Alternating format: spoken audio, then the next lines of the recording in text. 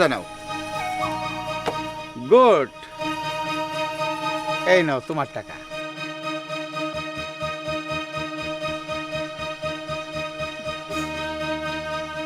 বাবা, আমি এই খেলাটা খেলতে পারবো না।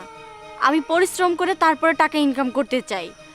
এটা তো জুয়া খেলার মতো, আমি জুয়া খেলতে পারবো না। ওকে মামুনি, ঠিক আছে। এখন তোমাদের আরেকটা কাজ করতে হবে। সে কাজটা হলো কি, এখান থেকে 3 জন অফিসে যাবে, একটা প্রজেক্ট নিয়ে আসতে হবে।